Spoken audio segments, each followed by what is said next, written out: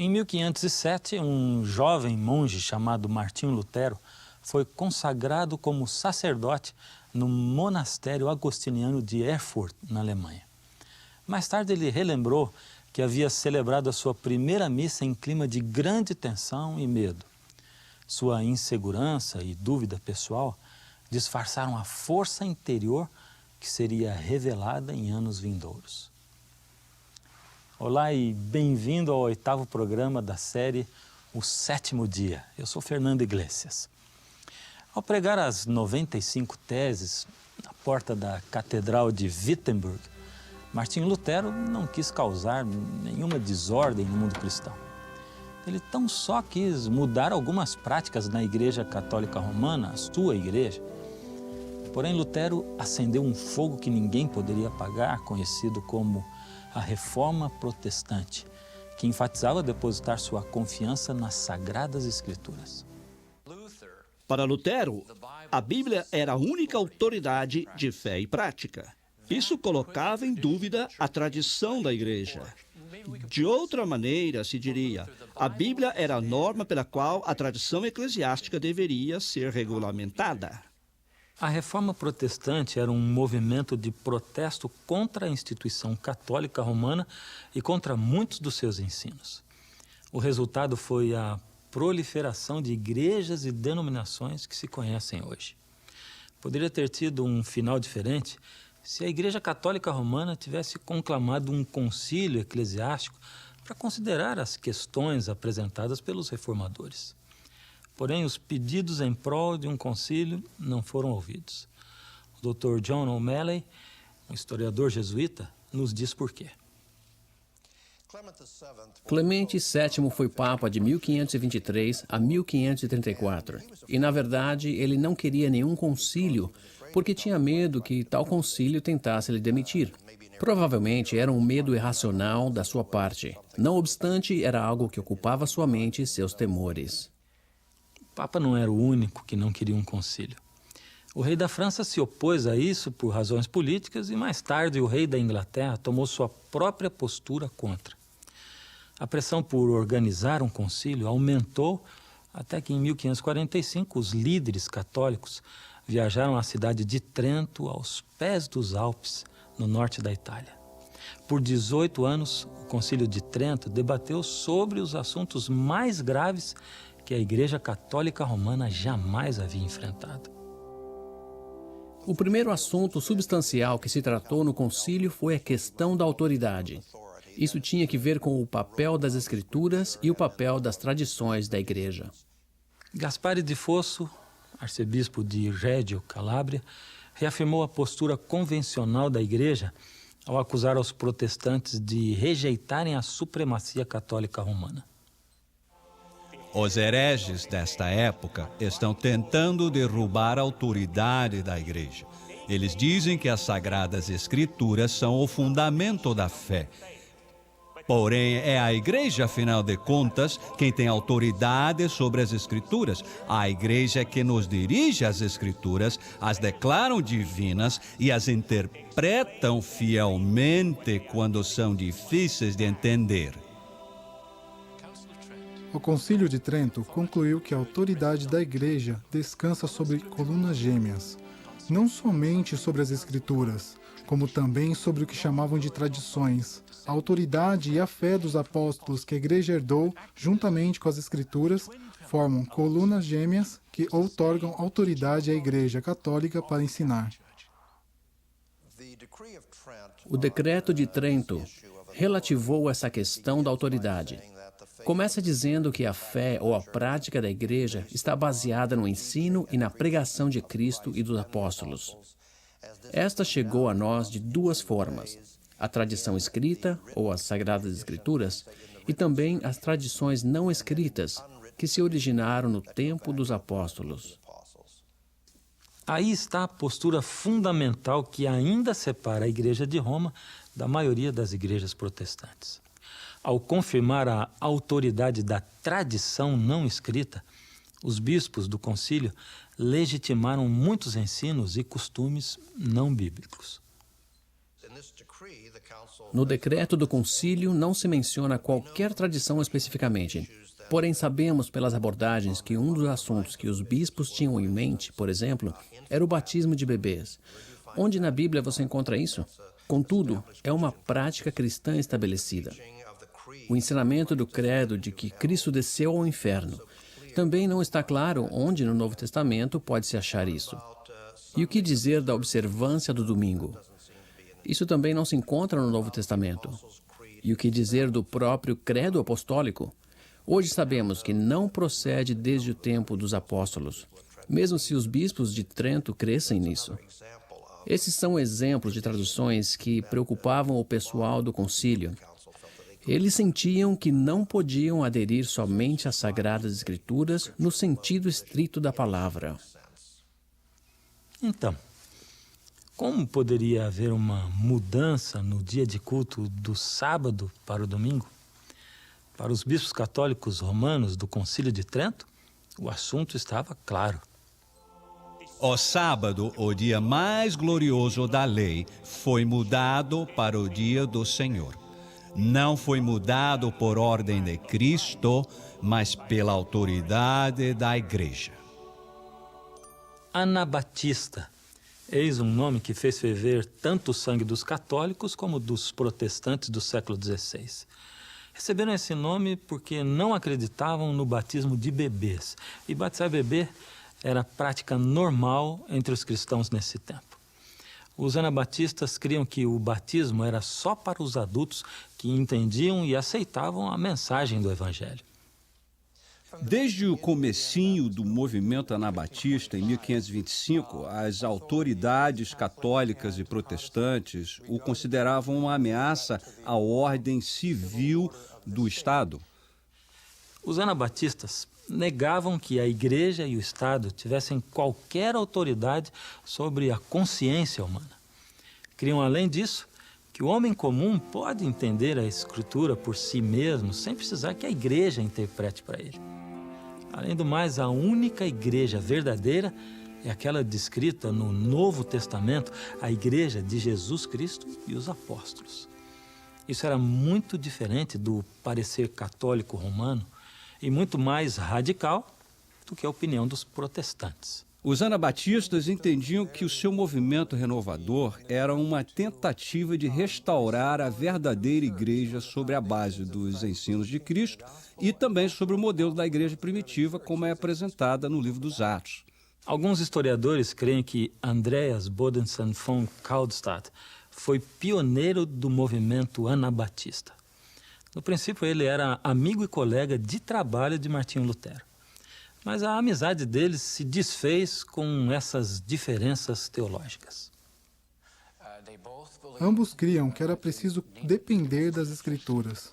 Lutero podia agregar às Escrituras tudo aquilo que não as contradissesse. Kaldstadt não agregava absolutamente nada às Escrituras. Sendo assim, Lutero podia aceitar qualquer coisa que a Bíblia não proibia especificamente. Por outro lado, Kaldstadt aceitava unicamente o que a Bíblia ensinava e nada mais. Estudando as Escrituras, Kaldstadt achou o sábado bíblico e seu sentido espiritual. Ele diz: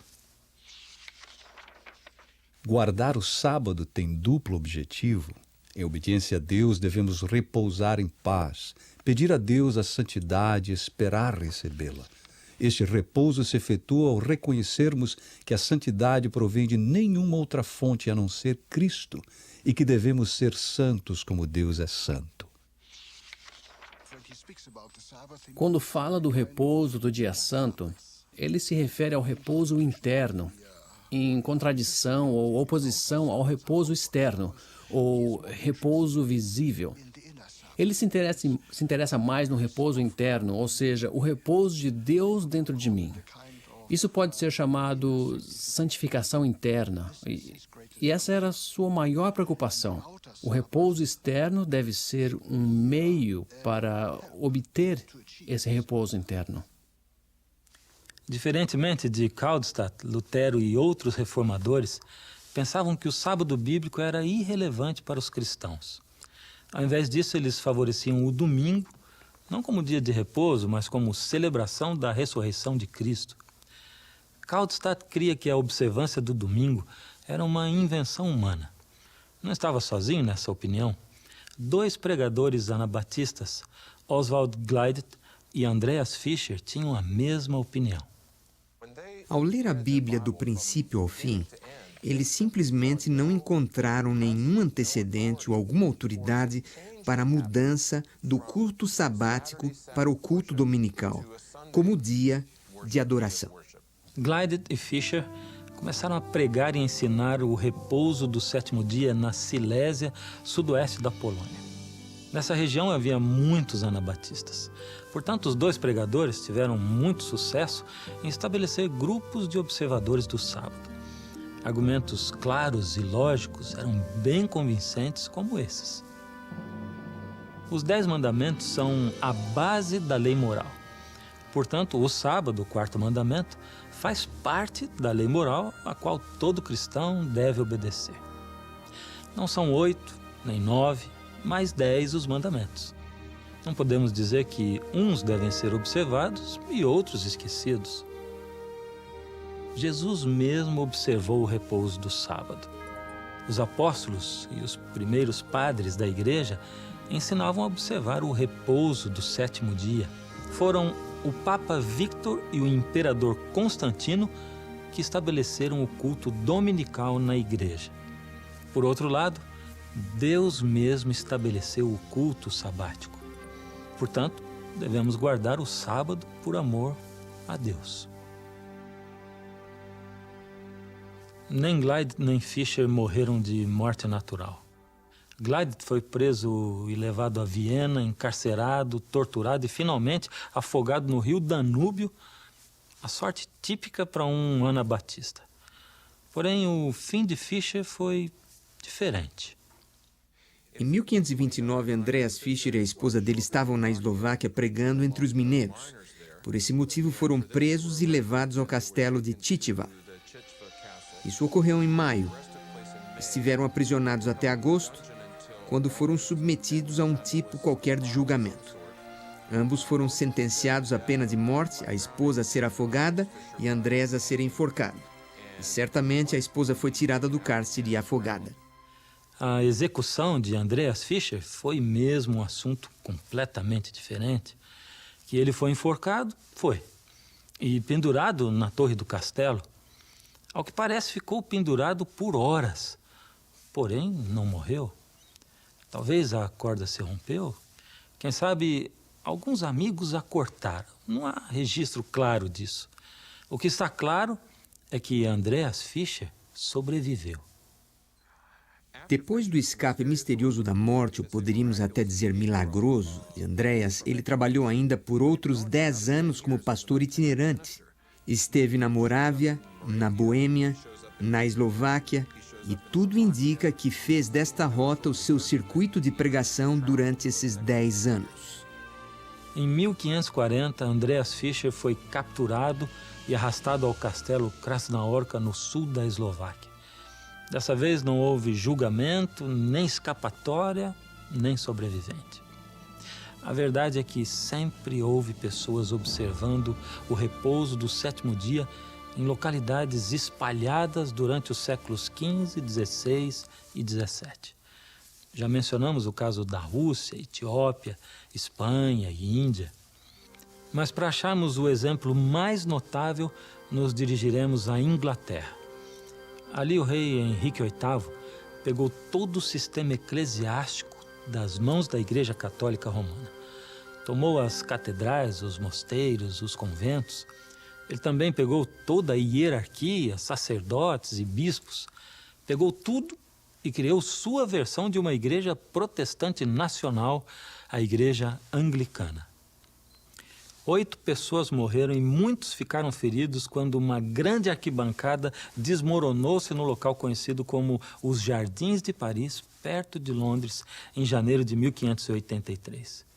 Era um domingo à tarde e uma multidão havia se reunido para ver a mordicação de um urso.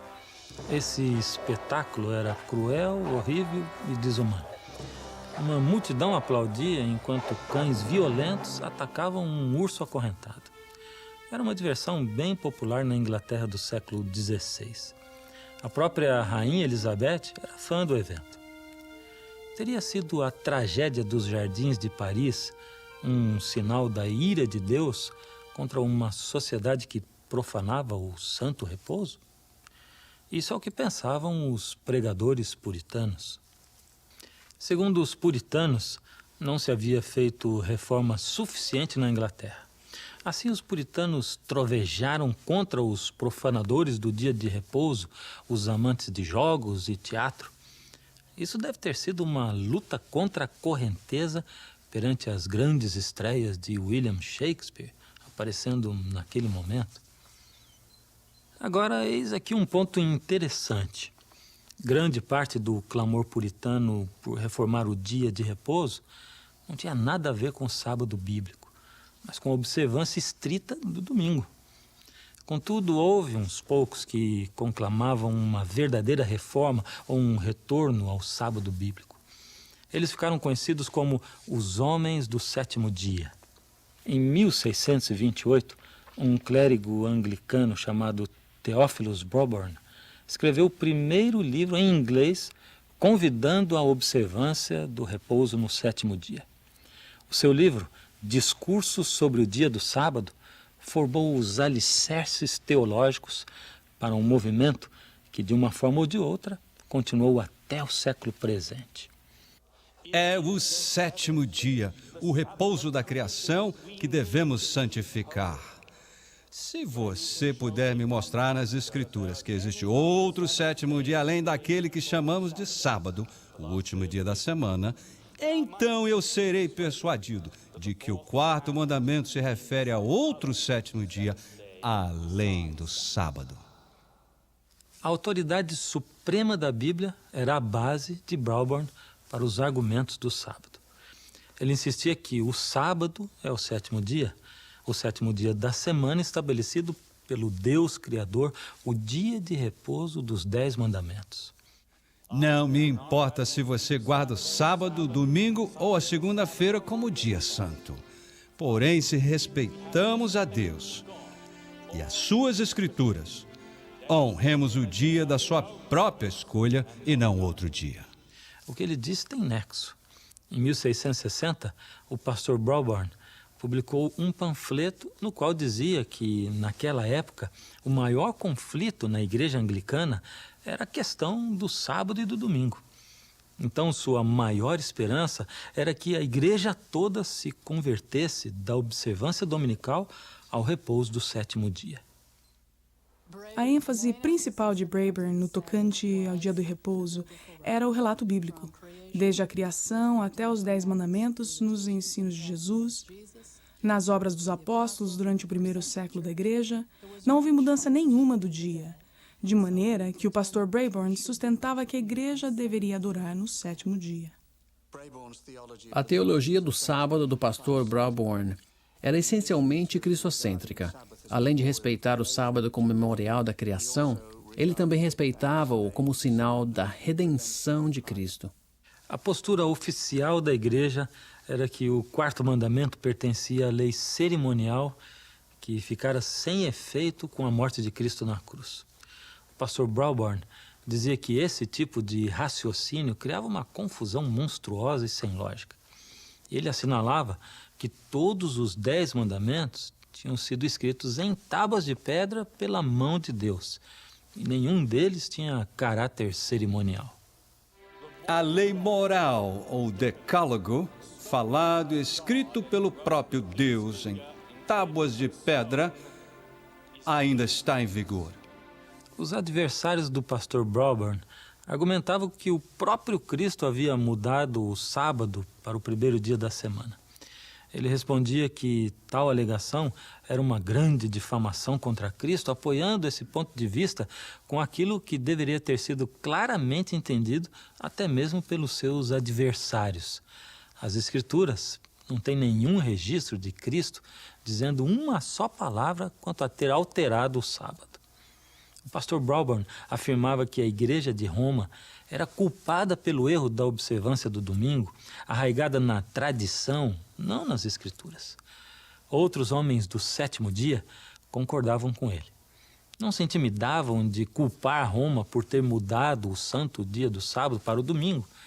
Ainda mais, pediram ao parlamento inglês que corrigissem o erro.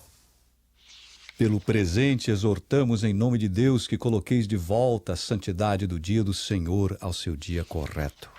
Esse tipo de verbosidade era perigoso. De fato, alguns homens do sétimo dia pagaram caro pelas suas palavras intrépidas. Em 1632, Theophilus Brauburn foi detido e encerrado na prisão Gatehouse de Londres. A corte lhe multou com 1.000 libras esterlinas, o equivalente a uns 150 mil dólares hoje em dia. Lhe privaram da sua licença ministerial, ordenaram a sua excomunhão da igreja anglicana. Além disso, o pastor Brauburn esteve 1 ano e meio na cadeia. Porém, nem a corte nem a prisão podiam desviar o pastor Brauburn e os seus homens do sétimo dia do seu propósito. Tiago Ockford era um batista que morava na cidade de Salisbury. No ano 1650, ele escreveu um livro advogando pela observância do sétimo dia, sob o título A Doutrina do Quarto Mandamento, distorcida pelo papado. Conforme o título, o seu argumento principal era que o quarto mandamento tinha sido distorcido pelo papado. Uma centena de cópias do livro de Tiago Ockford foi apreendida pela autoridade do prefeito de Salisbury, e uma cópia foi enviada ao parlamento. Em questão de dias, a Câmara dos Comuns condenou o livro por considerá-lo errôneo, escandaloso, profano, e ordenou que todas as cópias na Inglaterra e País de Gales fossem queimadas publicamente. O próprio Tiago foi excomungado e condenado à prisão. A respeito do seu livro, só uma cópia resistiu até hoje, numa biblioteca na cidade de Oxford, na Inglaterra.